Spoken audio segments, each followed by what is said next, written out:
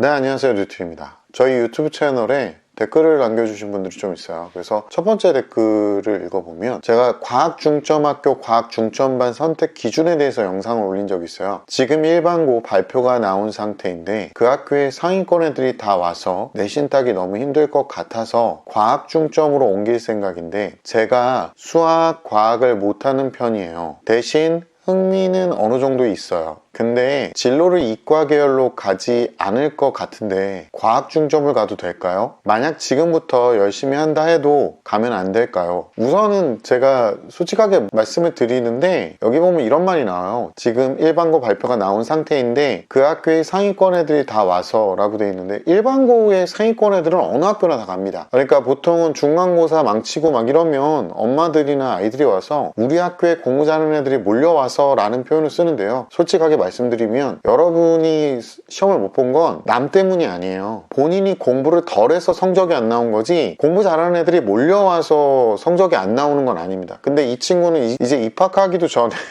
상위권 애들이 와서 내신 따기 어렵다고 자기가 먼저 결론을 내리는데 이거는 핑계입니다. 성적은요 주변의 문제도 있겠지만 더 중요한 건 뭐냐면요 본인 자신이 준비가 안 됐기 때문에 이렇게 되는 거고요. 과학 중점으로 옮길 생각인데 과학 중점 학교라는 게 자기네들이 나 수학 과학 중점으로 가르치겠다 그래서 몇억 원의 지원금을 받고 있는 학교들을 과학 중점 학교라고 하는 겁니다. 그게 과고 영재고하고 이렇게 비빌 정도의 학교라는 개념은 아니고요. 그리고 일반적인 인문계 고등학교에서 문과 이과 비율이요. 이과가 8, 문과가 2 이 정도가 나와요. 실제로 어느 학교를 가든 이과 비율이 상당히 높고 과학 중점 학교는 과학이 준비가 많이 돼 있는데 수학이 조금 부족해 라고 했을 때 과학 중점 학교로 가는 게 맞지 뭐 준비가 하나도 안 돼 있고 과학을 못하는 편이고 거기다가 흥미가 어느 정도 있다. 흥미하고 본인의 적성하고 본인의 미래 직업하고는 아무 상관이 없습니다. 그냥 본인이 얼마나 노력을 했는지 흥미가 그 노력에 조금 더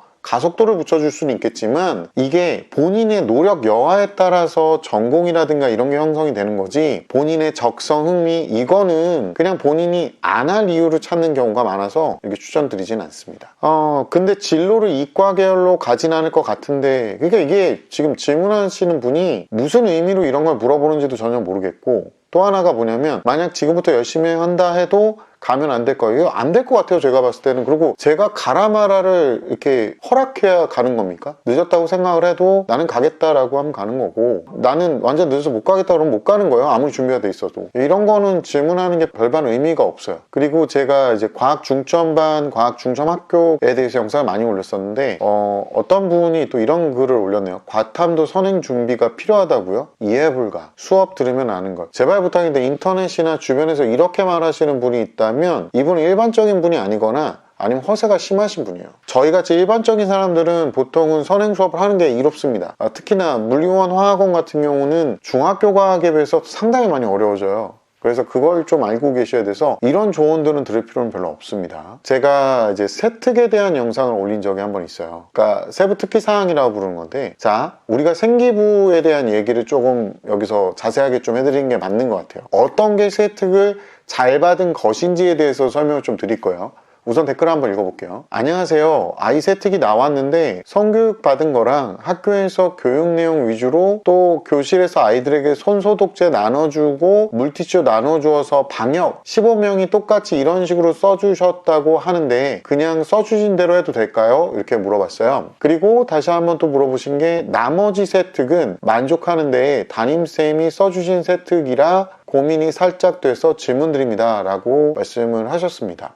우선 못 고칩니다. 어떤 영상에서 보면 세부 특기사항 학생부 뭐 정정할 수 있다라고 하는데 이 정정이라는 게 어느 정도 수준이어야 정정이 되냐면요 지금처럼 마음에 들지 않으니까 지워주세요 안 됩니다. 그리고 이거 1년 전에 한 거잖아요. 수정을 한다 그래도 합리적인 이유와 근거 자료가 확실해야 됩니다. 더 정확하게 말씀드리면 예를 들어 내가 김복남이야 이름이. 근데 너무 이름이 촌스러워서 김득칠로 바꿨어요. 자 이렇게 되면 내 거에는 전부 다 김복남만 나와 있을 거란 말이에요. 그래서 이걸 제가 개명 신청한 거랑 다 서류를 떼어서 정정해 주세요 라고 하는 거, 그건 돼요. 그건 누가 봐도 증거가 있죠. 예를 들어 작년도 3월달 초반에 무단결석이 하나 나왔는데 그날 무단결석이었지만 실제로는 내가 진단서를 떼어놓은 게 있어요. 이걸로 이거 무단결석이 아니라 병결로 바꿔주세요. 이런 경우도 있을 수 있습니다. 이렇게 된 경우는 다 가능합니다. 왜냐하면 서류상에서 분명히 입증이 가능한 거고 그 당시 자료가 충분하죠. 하지만 아까 말했던 대로 이런 종류를 행동나열이라고 하거든요. 행동나열한 거는 나중에 대학 입시할 때 아무 도움이 안 돼요. 뭐 성교육을 받았다, 자기 진로에 대해서 고민을 했다, 학습 계획을 세웠다, 이런 것들은 전혀 도움이 안 됩니다. 그러니까 쓸모없는 부가적 자료인 거고, 근데 이 세특도 못 지웁니다. 이걸 지우려면 우선 쓴 담당 선생님이 계실 거 아니에요.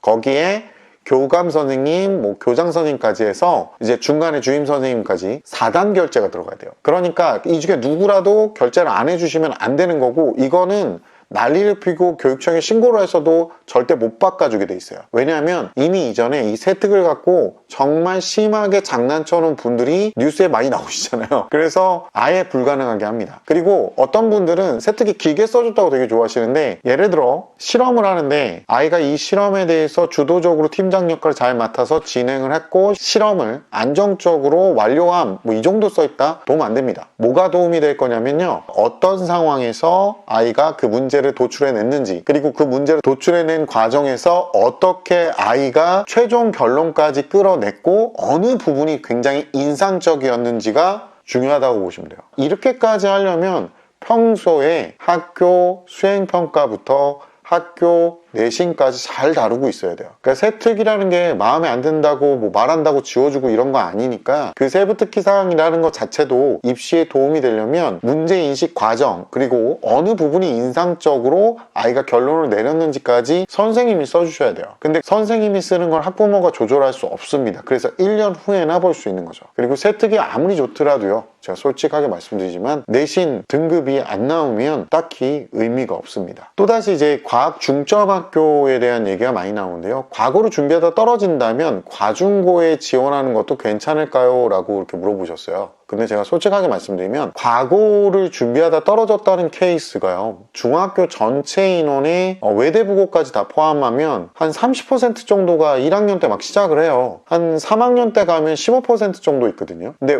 외고까지 포함을 해서 보통 5% 정도밖에 못 들어가요. 그러니까 거기서 떨어지는 애들 중에서도 우수한 애들이 굉장히 많긴 한데 거기서 떨어질 만한 애가 붙는 경우도 저는 봤어요. 그래서 과고를 준비하다 떨어졌다는 게 어떤 아이가 떨어졌는지는 모릅니다. 이게 표준화가 돼 있지 않아요. 그래서 과학이 많이 준비되어 있는데 수학도 좀 준비되어 있는데 수학보다 과학에 좀 몰빵을 했다, 그래서 그게 좀 검증이 돼 있다라고 하면 과학 중점 학교를 가서 과학 중점반에 들어가도 됩니다. 근데 이때 어머니 마인드도 과학에 대한 공부를 하는 시간을 국어 영어한테 밀리면 안 돼요. 여기는 과학 중점 학교란 말이죠. 오셔가지고 국어 영어도 하기 바쁜데 과학할 시간이 없다, 그러면서는 과중고를 들어가는 거 별로 추천드리진 않아요. 여기 또 보면 과중반이 있는 학교에 배정되었는데 이미 모집은 끝났는데 이번에 인원이 미달이라고 들었어요. 그러면 1학년 때 못 들어가고 2학년 때 들어갈 수 있는 건가요? 그리고 2학년 때 들어가는 과중반은 성적순으로 뽑나요? 성적순으로 뽑는 학교도 있는데요, 요즘에는 보통은 고등학교 자체가 미달이고 과학 중점 고등학교를 과학고랑 비빌 수 있는 게 아니라 그냥 일반고입니다. 자꾸 착각하시면 안 돼요. 거기 간 애들이 뭐 특출나지 않습니다. 과학 중점 고등학교는 그냥 이름만 거쳐한 거예요. 그냥 과학 중점을 가르친다, 그래서 과학실 뭐 이런 것도 좀 있고 한 몇 억 정도, 4, 5억 정도 더 지원금을 받은 겁니다. 그게 그렇다고 해서 선생님을 더 대단한 선생님을 뽑아놓지도 않았고요. 선생님을 순환식으로 쓰는 지역은 순환식으로 선생님이 돌고요, 기간제 선생님을 쓰는 지역은 기간제 선생님이 오고요. 여기는 과학 중점 학교라고 해서 이수 과목이 과학이 7과목으로 되게 많은 거예요. 최소 7과목에서 8과목까지 이수를 해야 되는 겁니다. 학교마다 약간의 차이는 있을 거고 해당 영상에서 제가 설명을 한 게 있으니까 나중에 한번 찾아보시고요. 그러니까 과중반에 있는 학교에 배정이 되었는데 이미 모집은 끝났는데 라고 했는데 이거는 일반고기 때문에 다시 한번 얘기하면 특목고가 아닙니다. 일반고에서 지원금을 좀 더 받은 거예요. 자기가 우리는 과학 중점 고등학교 하겠습니다 그래서 선정이 돼서 지원금을 받은 거고 여기 들어가는 애들 선발식이 아니에요. 과학 중점반 할 사람 저요 이렇게 되는 거예요. 여기는. 그래서 이게 과고 뭐 이런 거랑 다릅니다. 들어가시면 과학에 대해서 어머님들이 많이 이렇게 투자를 안 하세요. 근데 중학교 3학년 것까지 기준으로 했을 때 고1 때 통합과학도 난이도가 장난이 아니고 그 다음에 물리원화학원 생명과학원도 난이도가 그거보다는 퀀텀 점프를 한다 그러거든요. 이만큼 올라가요.